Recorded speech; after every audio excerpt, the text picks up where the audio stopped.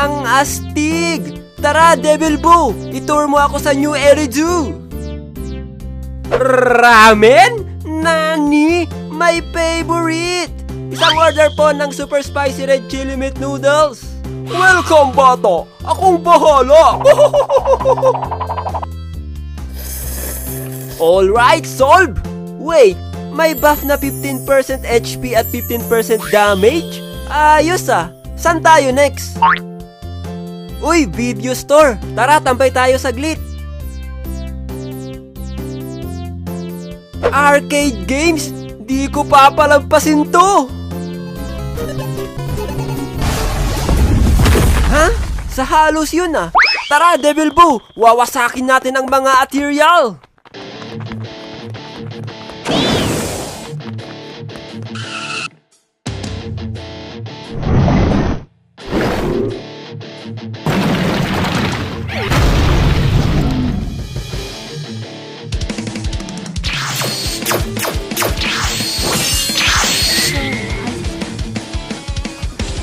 Alright! Ang galing ko! Download Zenless Zone Zero now! Link in the description below! Let's go mga boyu! Taho!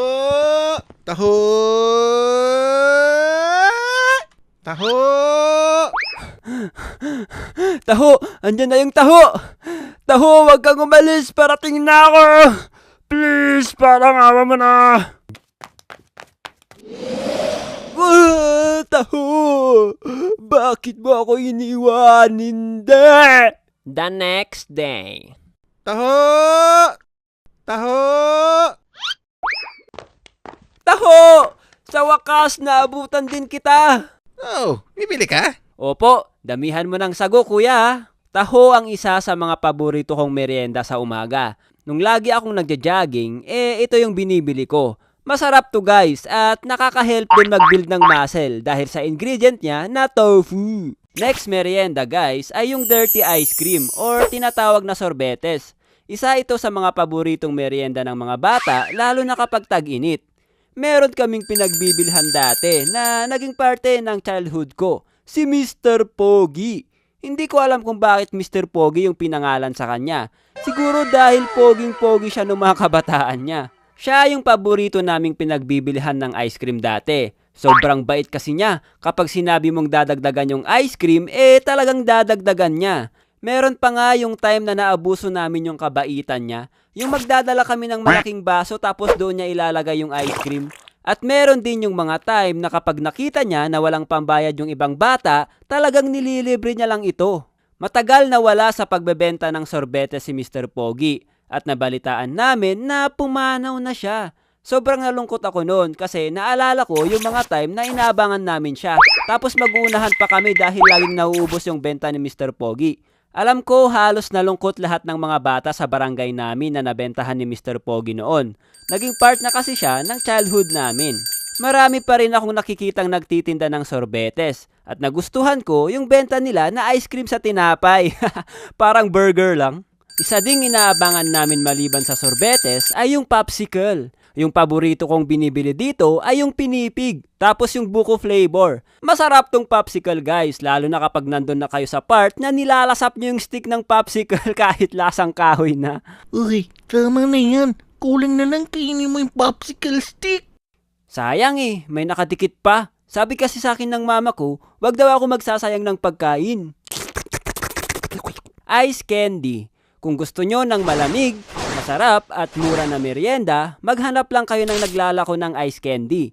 Ang kagandahan ng ice candy para sa akin ay matagal tong maubos. Kapag sobrang init nga, nilalagay ko pa ito sa noo ko o kaya sa leeg para ma-refresh. Halo-halo, ito ang isa sa pinakagusto kong kinakain lalo ngayon na tag-init.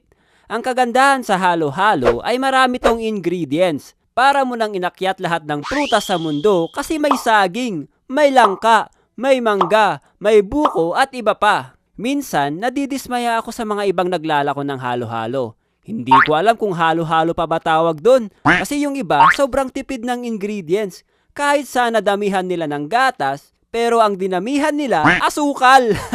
Meron pa yung sobrang nainis talaga ako. Naalala ko pa to hanggang ngayon Kasi yung perang pinangbili ko, pinaghirapan kong hingin sa nanay ko. Tapos nung tinikman ko yung halo-halo, panis yung gatas.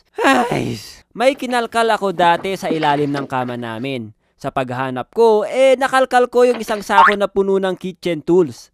Nakita ko doon yung basong ginagamit pang gawa ng halo-halo. Nakita ko din doon yung traditional na gamit pang shave ng ice. Pinaglaruan ko pa nga yun dati, ginawa kong broom-broom. Nung nakita ko yung mga kagamitan na yun, doon ko nalaman na nagtitinda din pala yung mama ko ng merienda. Isa sa mga tinitinda niya ay yung barbecue. Isa ito sa mga sikat na binibiling merienda tuwing hapon. Minsan ginagawa ko ding ulam to Kapag may nakita kayong umuusok sa daan at ang sarap amoy-amoyin, alam mo na barbecue yan. Kung hindi barbecue, pwedeng isaw. Alam nyo yon, yung intestine ng manok. Meron ding paa ng manok, tinatawag nilang Adidas, tenga ng baboy, Betamax na gawa sa dugo ng manok o baboy, at marami pang iba. Syempre may mga kapatid na merienda din si barbecue. Walang iba kundi si Banana Q at si Kamote Q. Madalas makikita mo sila sa paligid ng eskwelahan dahil kadalasang bumibili nito mga estudyante. Naalala ko tuloy nung estudyante pa lang ako. Kapag hindi ako nakapag-breakfast, ito yung binibili ko. Sulit na kasi siya, nakakabusog lalo na yung kamote. Dahil ang kamote ay isa sa mga magandang alternative kapag walang kanin. O ayan, sa mga gustong mag-diet dyan, mas maganda kumain ng kamote kaysa sa white rice. Kung ayaw nyo ng saging o kamote na nakatusok sa stick, meron namang turon. Pero dapat piliin nyo kung saan kayo bibili para hindi nyo ma-experience yung unang kagat, wrapper lahat. Speaking of unang kagat-kagat na yan, doon talaga sa siopaw Ewan ko ba kung ganyan na ba talaga ang siopaw ngayon? Kahit yung nabibili sa grocery unang kagat, tinapay lahat. Nilalagyan ko na lang ng sauce para makain ko lahat. Sayang Empanada.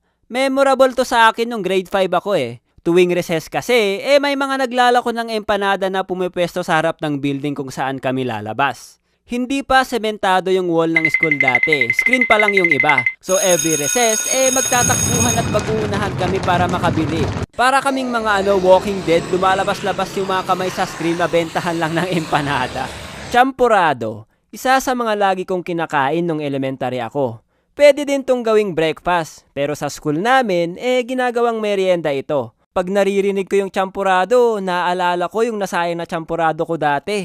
Meron yung pinag-uutangan namin dati ng champurado at umutang ako sa kanya. Nilagay niya sa plastic tapos balak ko iuwi. Pero bago kami umuwi, naglaro muna kami ng badminton.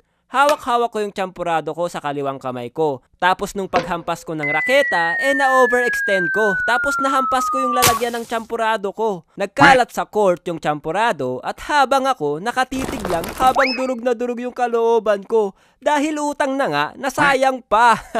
Suman. Isa sa mga gusto kong sinasabay sa kape. Gawa din siya sa malagkit at coconut milk. Tapos binalot sa dahon ng saging. Nakakabusog din to guys, pwedeng gawing breakfast. Kung gusto nyo ng may konting sweetness, dapat sabay nyo kainin ng jowa mo. De, joke lang. Lagyan mo lang ng asukal. Puto. Hindi ko naging paborito ang puto. Pero isa siya sa mga naging merienda namin nung nagtratrabaho pa ako sa palengke. May mga time din na sinasabay ko to sa kape kapag bumibili yung mama ko. Naging memorable din kasi sa akin tong puto vendor nung bata ako. Parehas sila ni Mr. Pogi na naglalako ng sorbetes. Kung sa sorbetes, bel yung gamit nila, si puto vendor naman ay ang kanyang torotot. Nakakatuwa tignan yung paninda nila. Madaming kulay tapos may cheese pa sa ibabaw. Mami, ito ang pinakapaborito kong binibili tuwing recess nung high school. Ang sarap kumain nito lalo na kapag tag-ulan. Talagang mapapahigop ka ng sabaw. Nakakatawa nga lang kasi 10 pesos lang yung baon ko nun. Tapos iniingatan ko talaga na hindi dapat mabawasan yung 10 pesos na baon ko. Okay class, may gagawin tayong activity ngayon. Kaya bumili na kayo ng binibenta kong coupon bond. Nani? Jen, saan na yung contribution mo para sa Christmas party? Nani?